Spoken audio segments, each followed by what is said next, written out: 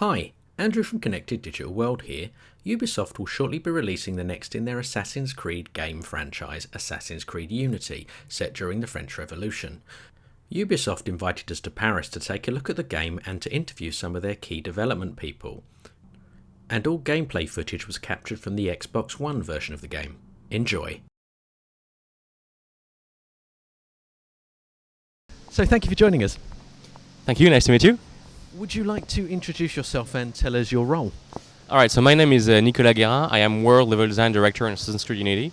And as such, I was in charge of building Paris and the Parisian playground and all of the side content inside. So all the stories of the Parisians in the city. So quite a lot there then. Yeah, it's quite a lot of work. You know, it's lots of material to draw from. When we started doing research, we had more than 1,000 stories to put in the game. We selected over 100 of them, so it's lots of gameplay. And the same goes for Paris. We had over a year of research for the whole playground, the city, the streets, the monuments, the buildings. So yeah, it's kind of a massive ordeal, yeah. So tell us about the story of Assassin's Creed Unity. What's it about? Yeah, so the story is about the story of Arnaud, basically. So Arnaud is an wannabe assassin first. He doesn't know he's going to become an assassin, so it's really a genesis story about an assassin. If you play in single player, there's that story you will uncover, and his relationship with Elise as well, who is a very important character in his life.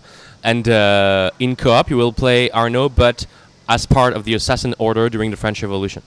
And as well, you will encounter lots of other stories in neighborhoods with famous people, famous historical character, and sometimes fantasy character that are really cool to encounter and to meet. So how did you guys go about researching and using inspiration to create this story?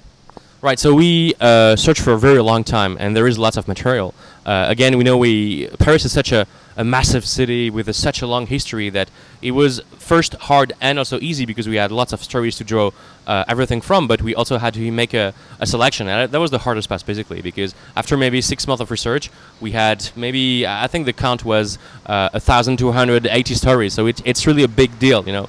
So we had to select over 100 of them, and it's really the toughest process to actually select them. It's Paris in motion, so right? Yeah. Persian life. This isn't in the game though, is it? It should be. The sound could be in the game. However, the location we are actually in today is in the game, isn't it? Yeah, we're right now in the Invalides, which is both an hospital for the veterans from every war. It was built by Louis XIV in the 17th century, but in the game it plays an important role. During the French Revolution, that's the place where the first revolutionary took weapons and guns to go storm the Bastille during the Bastille Day. So it's there at the very beginning of the revolution, and during the missions you will also have missions in there. I don't want to spoil everything, but it's a very cool co-op mission, and you will see very famous characters in it. So what was the biggest challenge for you guys creating Unity? So we wanted to change lots of stuff. We wanted to be a new next-gen game, wanted to be a reinvention a bit of Assassin's Creed, so we wanted to remake all the gameplay pillars, navigation, stealth, and fight. And as such, we also wanted to have a much different playground. Paris is the biggest city we've ever made on AC. It's at least 4 times as AC3 New York, at least 5 times as all of AC Black Flag dry landmass. So it's a really a massive thing. Plus, we have 7 districts in it, so you feel like different worlds to explore. And just to create that city, we knew we also wanted to have playable indoors seamlessly. So you have indoors, outdoors transition, which is absolutely great because it feels like a live city with not an empty shell, but you also can go inside buildings. And this changed the perspective we had to do on the city because many buildings are on a 1-to-1 scale, as for the Invalids for the game, and also the standard buildings in the streets, many of them are on a 1-to-1 scale, even bigger sometimes, so you can play on them and in them as well. So that was a very big change in the way we had to create the city and create the playground.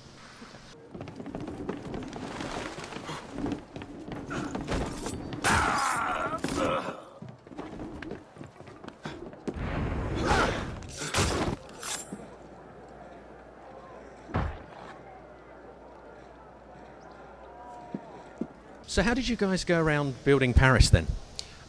So mainly we had lots of research, and we had to make, again, critical choices. Paris is a very well documented city. You know, we had to work with cities before that didn't have that level of actual document about them. You know, like when we built Constantinople in 1512, we had a few maps drawn by a few Italian travelers, but not that much. And the good thing is also it's all of the material was in French, and the game being made in Montreal and Ubisoft being a French company, we had a much easier access to the source material, so it was really cool. And another thing was also we had to make a next-gen game, so we knew the city has to be very, big, sprawling, and massive. So we worked on many tools. one of those tools is called City Block Generator, and it's a new tool we had in ACU that we inspired a bit from what Watch Dogs had. So it's also in-game projects communication, and that tool allows us to build the classic Persian block. And to do that, we can create the city in a very short amount of time, so we could iterate on the quality of it much faster. Customization plays quite an important role in the game. Do you want to talk about customization and what you can customize? So customization is really important because you have to overcome the difficulty which is really increasing during the game. So you have your first enemies are really easy to kill, but towards the middle and the end of the game, they're really tough to actually destroy and kill and get. So you really have to make the right choice to buy the right skills, to buy the right outfit. So you have gear, and that gear is also changing your abilities and your stats. The same goes for weapon. We have a huge array of weapons this time around. Before we had a few weapons, but those weapons right now really are increasing some of the stats you have. So it's a bit of an RPG element. It's really important because if you don't do that, then it's going to be really hard for you to finish up the game. And why should people play Assassin's Creed Unity? Because it's the best game ever in the most beautiful city there is. No, I'm French. I'm allowed to say that, right? You can say that. Well, I think the best thing for me is first the co-op. I think it's really cool to play with your friends this time around. It's something we wanted to do for a long time, not just as developer, but as players, as gamers as well.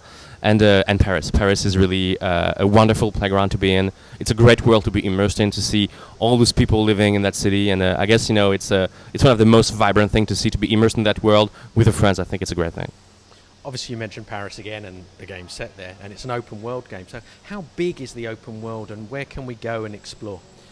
So it's really big. Again, it's at least 3 times as big as AC3 New York.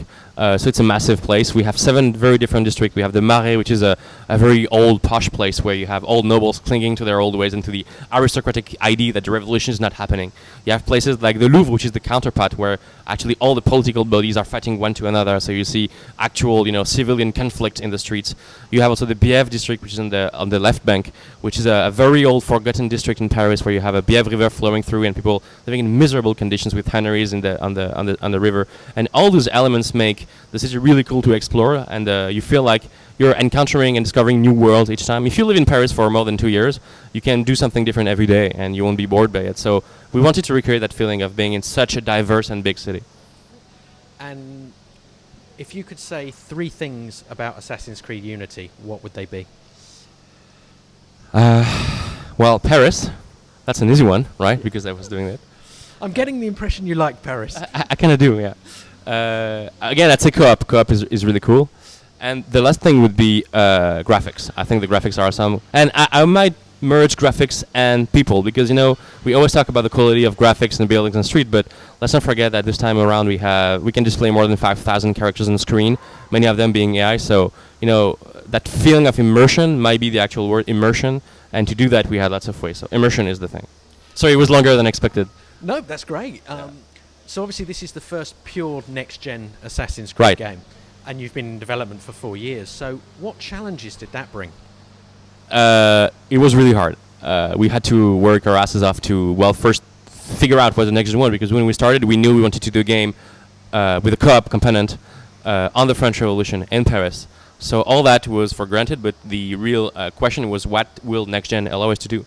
So we had to do a massive work, and James Terrien, our technical architect,